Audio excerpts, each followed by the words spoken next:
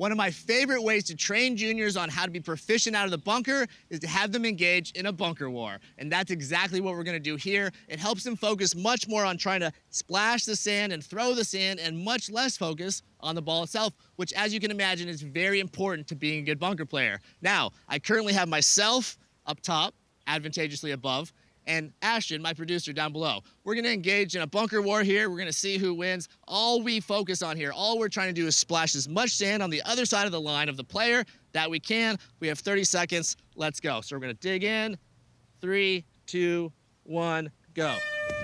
So I'm just blasting Ashton. Oh man, it's pretty good. I'm getting up, Come on, Ashton, what do you got? He's defeated. I feel pretty good about that one. I think I won. Ashton, you there? You okay, buddy? He'll be fine. If Greenside bunker shots are your fault, I've got the fix.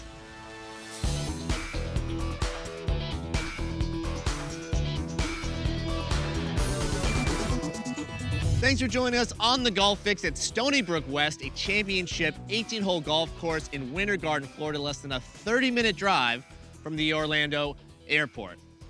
Welcome to the Golf Fix. I'm standing here on the beach in the sand in the Greenside bunker, and technically this is a hazard by definition, but depending on the player, some people might even root for it to land in the sand rather than being in the Greenside rough.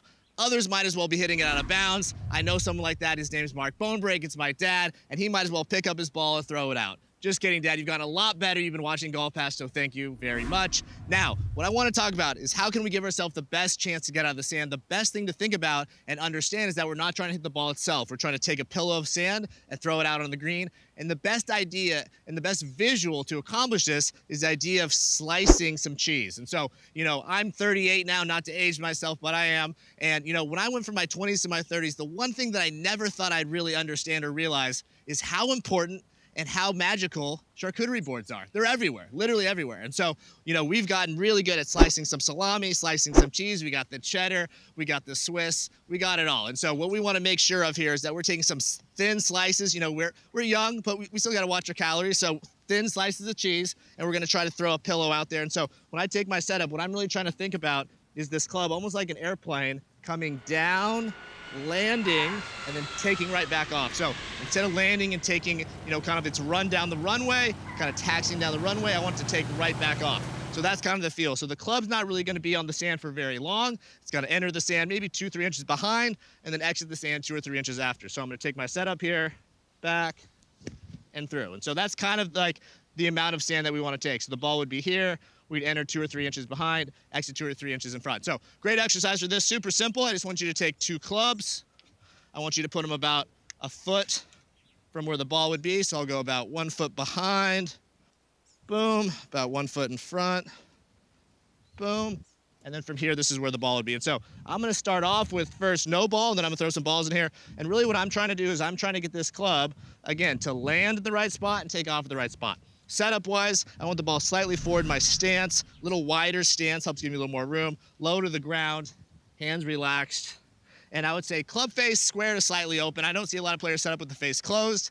That's gonna tend to make the club dig. So just a little bit open, but what we're really gonna focus on here is just trying to slice that cheese and get that sand to fly out onto the green. Real soft, relaxed grip pressure.